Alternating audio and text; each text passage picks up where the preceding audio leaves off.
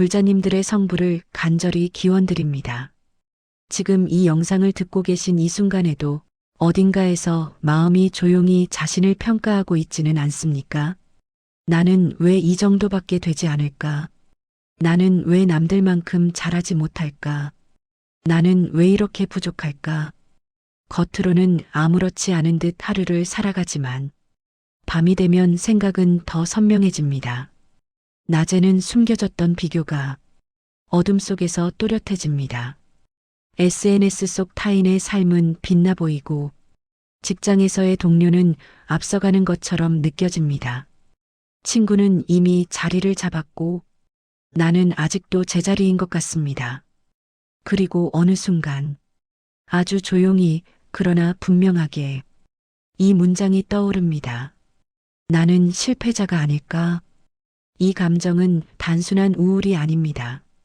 존재에 대한 의심입니다. 노력은 했습니다. 포기하지도 않았습니다. 그런데도 마음 깊은 곳에서 자신을 낮게 평가하는 습관이 멈추지 않습니다. 오늘 우리는 이 감정을 피하지 않겠습니다.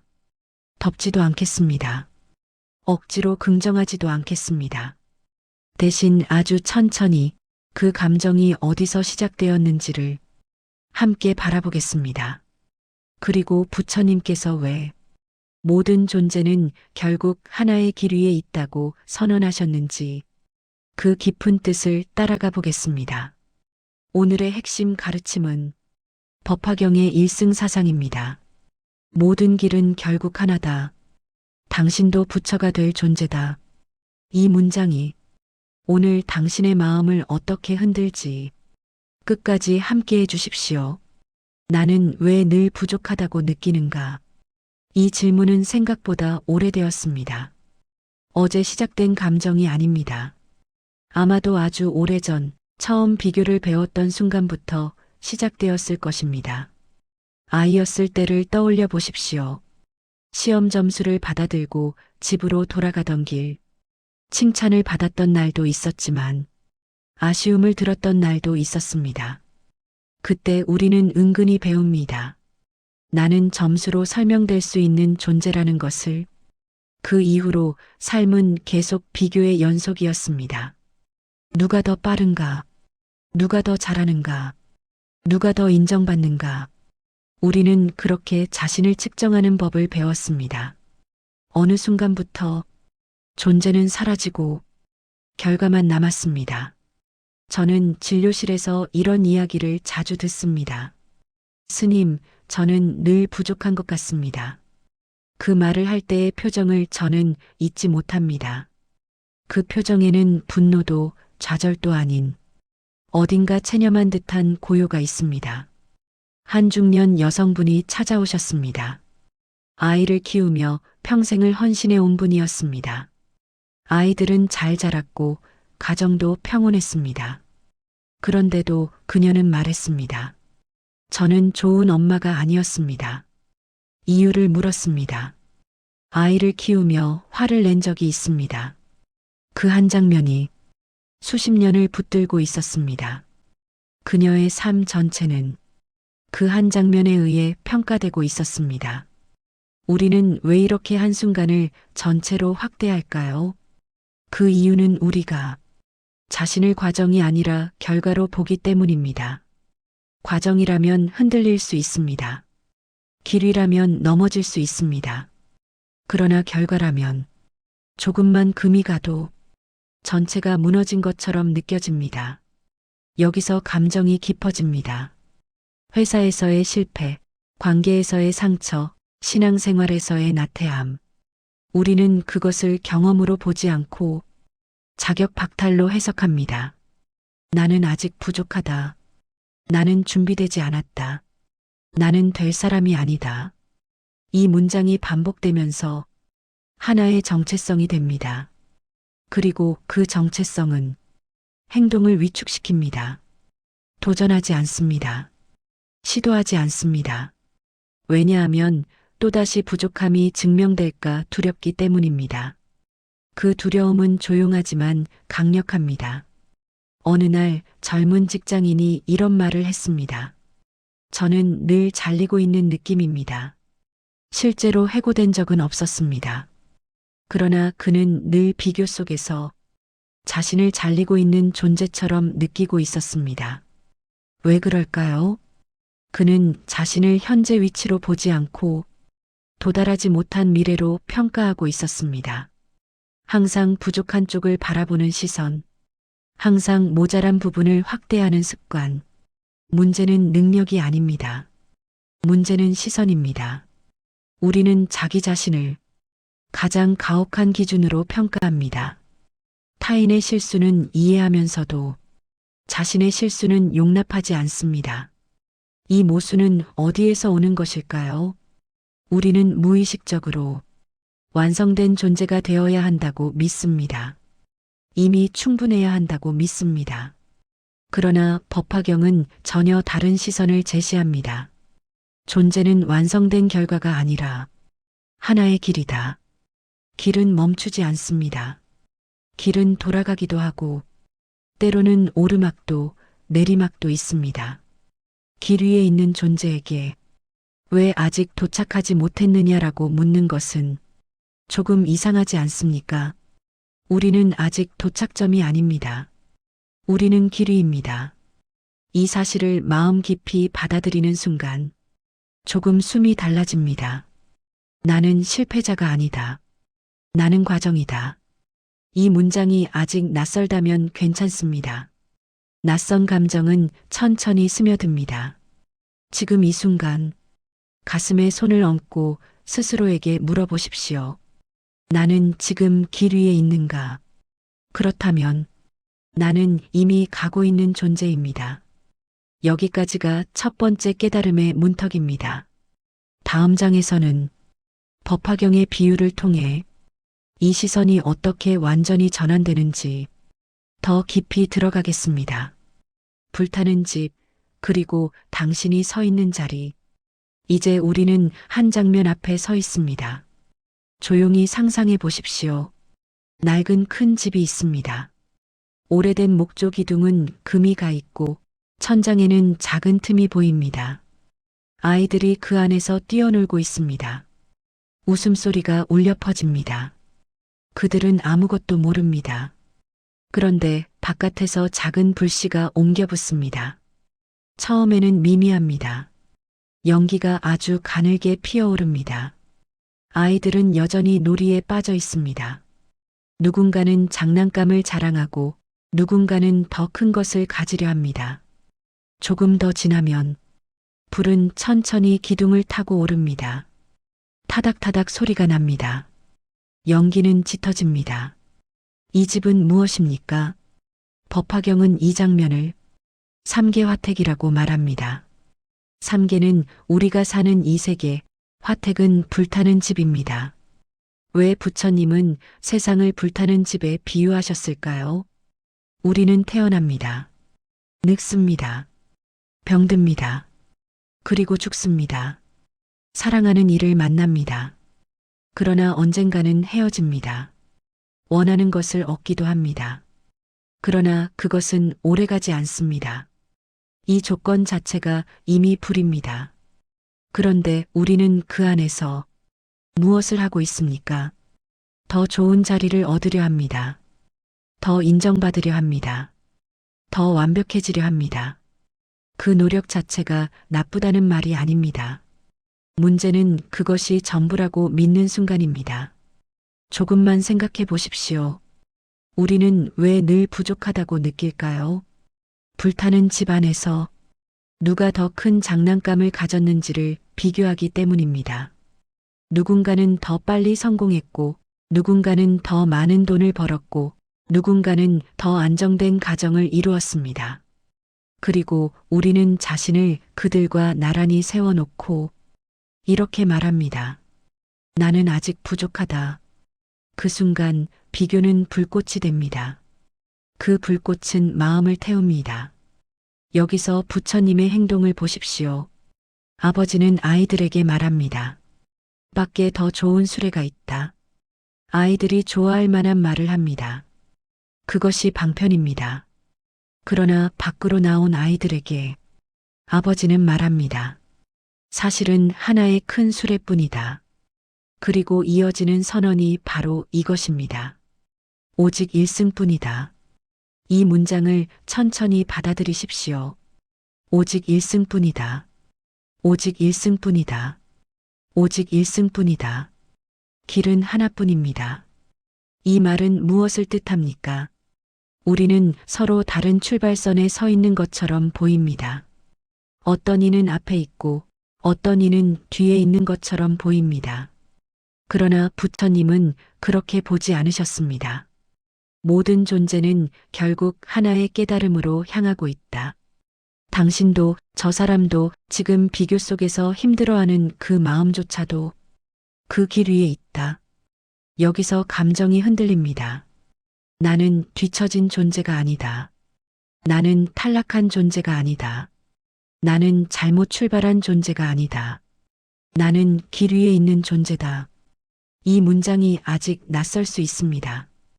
왜냐하면 우리는 오랫동안 결과 중심의 세계에 익숙해져 왔기 때문입니다. 세상은 등수를 매깁니다. 성과를 수치로 표시합니다. 좋음과 나쁨을 나눕니다. 그 안에서 우리는 자신을 측정해 왔습니다. 그러나 일승사상은 존재를 수치로 보지 않습니다. 존재를 방향으로 봅니다. 길 위에 있는가? 이 질문 하나로 충분합니다. 한 청년이 제게 이런 고백을 했습니다. 저는 신앙생활도 열심히 못하고 수행도 꾸준하지 못합니다. 저는 불자가 맞는지도 모르겠습니다. 그의 목소리는 작았습니다. 마치 자격을 심사받는 사람처럼 말했습니다. 제가 조용히 물었습니다. 그대는 이 길을 떠나고 싶은가? 그는 잠시 생각하더니 말했습니다. 아니요. 떠나고 싶지 않습니다. 그렇다면 이미 길 위에 있는 것입니다. 그 순간 그의 눈이 달라졌습니다. 자격이 아니라 방향, 완성이 아니라 과정.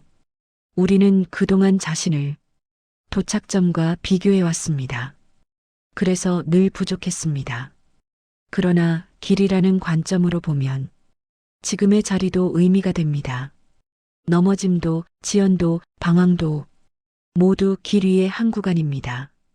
부처님은 왜 굳이 모든 길은 결국 하나라고 선언하셨을까요? 그 이유는 단순합니다. 비교를 멈추게 하기 위해서입니다. 성문이 더 낮고 보살이 더 높다는 구분을 깨기 위해서입니다. 지금의 당신도 결국 같은 깨달음으로 향하고 있다는 사실을 확인시키기 위해서입니다. 이 장면을 다시 떠올려 보십시오. 불타는 집 안에서 아이들은 서로 장난감을 비교합니다. 그러나 밖으로 나오면 모두 같은 큰 수레를 밟습니다. 밖으로 나온다는 것은 무엇입니까? 비교의 집에서 나오는 것입니다. 능력 중심의 평가에서 나오는 것입니다. 그리고 이렇게 말하는 것입니다. 나는 길 위에 있다. 숨이 조금 달라지지 않습니까? 어깨가 아주 미세하게 내려가지 않습니까? 지금까지 자신을 결과로 보았다면 오늘은 방향으로 보십시오. 그 차이가 당신을 살립니다. 여기까지가 두 번째 문턱입니다. 우리는 이제 길 위에 있다는 사실을 들었습니다. 그러나 고백 하나가 남아 있습니다. 머리로는 알겠는데 마음이 따라주지 않습니다. 이 말은 정직합니다. 이해는 빠르지만 감정은 느립니다. 사상은 받아들이지만 습관은 그대로입니다. 왜 그럴까요? 우리는 너무 오랫동안 자신을 결과로 평가해 왔기 때문입니다. 성과로, 등급으로, 비교로. 그 습관은 하루아침에 사라지지 않습니다. 여기서 우리는 조금 더 깊이 들어가야 합니다.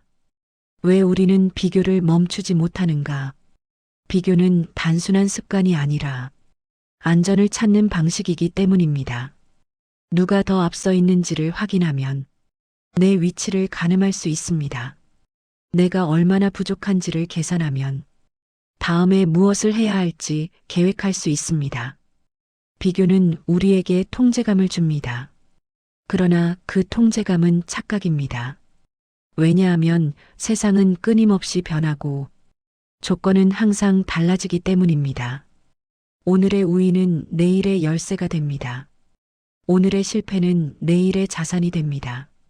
그런데 우리는 그 유동성을 인정하지 않습니다. 한 번의 실패를 평생의 낙인으로 만듭니다. 한 번의 지연을 능력 부족의 증거로 만듭니다. 그리고 이렇게 말합니다. 나는 안 되는 사람이다. 여기서 아주 중요한 전환이 필요합니다. 법화경의 일승 사상은 우리에게 이렇게 묻습니다. 지금 당신이 보는 기준은 누구의 기준인가? 세상의 기준입니까? 타인의 기준입니까? 과거의 기억이 만든 기준입니까? 아니면 부처님의 기준입니까? 부처님의 기준은 단순합니다. 길 위에 있는가? 이 질문 앞에서 등수는 의미가 없습니다. 속도도 의미가 없습니다. 타인의 평가도 의미가 없습니다. 오직 방향만 남습니다. 여기서 저는 한 사람의 이야기를 들려드리고 싶습니다. 젊은 수행자가 있었습니다. 그는 수행을 시작한 지 5년이 넘었습니다. 그러나 마음은 여전히 산만했고 집중은 오래가지 않았습니다. 그는 주변 동료들과 자신을 비교했습니다. 누군가는 더 깊이 앉아 있고 누군가는 더 차분해 보였습니다. 그는 점점 위축되었습니다.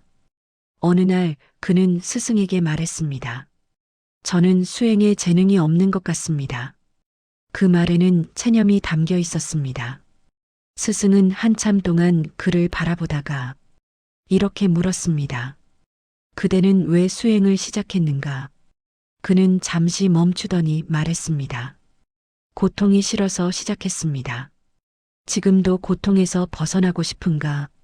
예. 그렇다면 길 위에 있다. 그는 고개를 들었습니다. 눈동자가 흔들렸습니다. 재능은 결과의 언어다. 수행은 방향의 언어다. 그 말은 그의 심장을 흔들었습니다. 그는 그날 처음으로 자신을 실패자로 부르지 않았습니다. 우리는 얼마나 자주 자신을 잘못된 언어로 부르고 있을까요? 재능이 없다. 자격이 없다. 늦었다. 그러나 일승사상은 전혀 다른 언어를 사용합니다. 모든 길은 결국 하나다. 모든 존재는 결국 깨달음에 이른다. 이 선언은 위로가 아니라 구조입니다. 길은 하나이기에 탈락은 없습니다. 속도가 다를 뿐 목적지는 같습니다. 이 관점이 바뀌는 순간 실패라는 단어는 힘을 잃습니다. 실패는 방향을 바꾸지 않습니다. 단지 구간을 바꿀 뿐입니다. 지금까지 우리는 자신을 도착점과 비교했습니다. 그러나 이제 이렇게 말할 수 있습니다. 나는 도착점이 아니다. 나는 길 위다. 이 문장을 천천히 마음에 올려보십시오. 나는 도착점이 아니다. 나는 길 위다. 숨이 조금 깊어지지 않습니까? 어깨에 실려있던 무게가 아주 미세하게 내려오지 않습니까? 이것이 관점 전환의 시작입니다. 그리고 이 전환은 단순한 생각 교정이 아닙니다. 존재의 자리 이동입니다. 결과 중심의 자리에서 방향 중심의 자리로 옮겨오는 일입니다. 이동은 쉽지 않습니다. 습관은 계속 결과를 묻습니다. 그래서 우리는 반복해야 합니다. 모든 길은 결국 하나다. 나는 그 길 위에 있다. 비교가 올라올 때 그 문장을 다시 떠올리십시오. 저 사람은 앞서 있는가? 그럴 수 있습니다. 그러나 같은 길 위입니다. 나는 늦었는가? 그럴 수 있습니다. 그러나 같은 길 위입니다. 이 반복은 마음을 재훈련합니다. 비교 대신 방향을 보게 합니다. 그리고 어느 순간 스스로에게 이렇게 말할 수 있습니다. 나는 실패자가 아니다. 나는 아직 가는 중이다. 이 문장이 자연스러워질 때 부족감은 설 자리를 잃습니다. 이제 우리는 마지막 장으로 갑니다. 이 관점을 어떻게 일상에서 살아낼 것인가? 어떻게 귀의의 자리로 연결할 것인가? 그 질문을 가지고 다음 장으로 넘어가겠습니다. 이제 우리는 중요한 자리 앞에 서 있습니다. 길은 하나라고 들었습니다. 나는 실패자가 아니라고 배웠습니다. 나는 과정이며 방향 위에 있다고 이해했습니다. 그러나 여전히 마음 한편에서 아주 작은 목소리가 들릴 수 있습니다. 그래도 나는 부족한 것 같다고, 그래도 나는 남들보다 뒤처진 것 같다고. 그 목소리를 부정하지 마십시오. 그것은 오랜 습관의 잔향입니다. 우리는 오랫동안 결과 중심의 세계에서 살아왔습니다. 점수로 평가받고 성과로 인정받고 등수로 줄 세워졌습니다. 그 세계에서 살아온 마음이 하루아침에 방향 중심으로 바뀌는 것은 쉽지 않습니다. 그래서 오늘은 구체적인 실천을 말씀드리고자 합니다. 첫째, 비교가 올라올 때마다 스스로에게 질문하십시오. 나는 지금 길 위에 있는가? 이 질문은 단순해 보이지만 강력합니다. 왜냐하면 이 질문은 자신을 도착점과 비교하는 구조를 끊어내기 때문입니다. 예를 들어보겠습니다. 동료가 승진했다는 소식을 들었습니다. 가슴이 미묘하게 조여옵니다. 생각이 올라옵니다. 나는 아직 이 자리다. 나는 부족하다. 그 순간 멈추십시오. 그리고 조용히 묻습니다.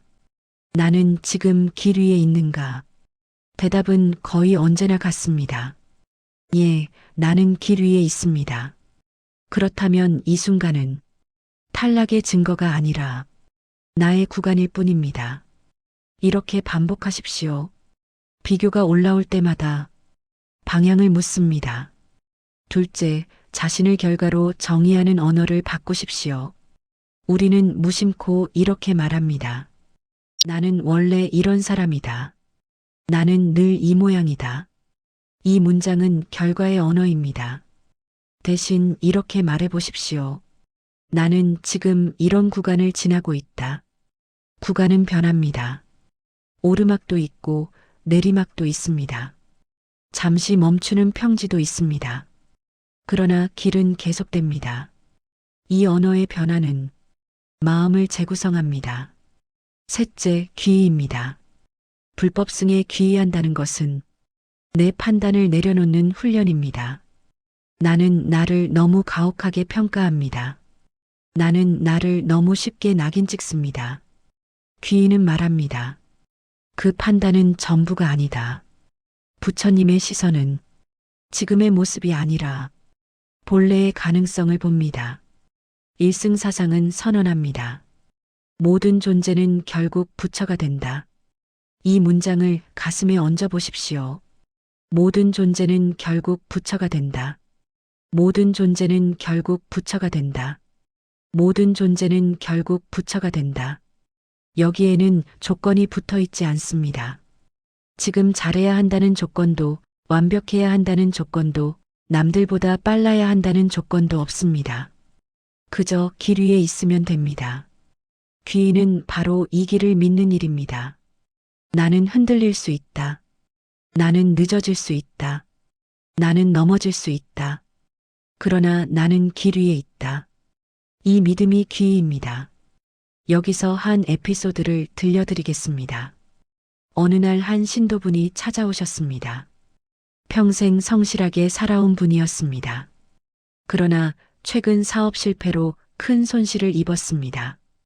그는 이렇게 말했습니다. 스님, 저는 인생을 잘못 산 것 같습니다. 그 말 속에는 절망이 담겨 있었습니다. 저는 조용히 물었습니다. 지금도 살아가고 싶습니까? 그는 고개를 끄덕였습니다. 그렇다면 아직 길 위에 있습니다. 그는 한참 동안 울었습니다. 그 울음은 실패의 울음이 아니라 다시 시작할 수 있다는 안도의 울음이었습니다. 우리는 너무 쉽게 인생 전체를 한 사건으로 평가합니다. 그러나 일승사상은 인생을 하나의 길로 봅니다. 길은 멈추지 않습니다. 돌아가기도 하고 잠시 쉬기도 합니다. 그러나 결국 이어집니다. 지금 이 순간 스스로에게 조용히 말해 보십시오. 나는 실패자가 아니다. 나는 길 위에 있다. 나는 결국 도달할 존재다. 이 문장은 자만이 아닙니다. 부처님의 선언을 받아들이는 용기입니다. 이제 마지막으로 한 가지를 제안드립니다. 하루를 마칠 때 자신에게 이렇게 물어보십시오. 오늘 나는 길 위에 있었는가? 완벽했는지를 묻지 마십시오. 남들보다 잘했는지를 묻지 마십시오. 그저 방향을 묻습니다. 그 질문 하나로 마음은 달라집니다. 그리고 다음 시간에는 왜 우리는 알면서도 다시 비교의 집으로 들어가는지 그 심리의 구조를 더 깊이 들여다보겠습니다. 이 가르침이 마음에 닿으셨다면 다음 여정을 함께하기 위해 구독과 좋아요로 응원해 주시기 바랍니다. 이 길은 혼자가 아닙니다. 불자님들의 성부를 다시 한번 간절히 기원드립니다.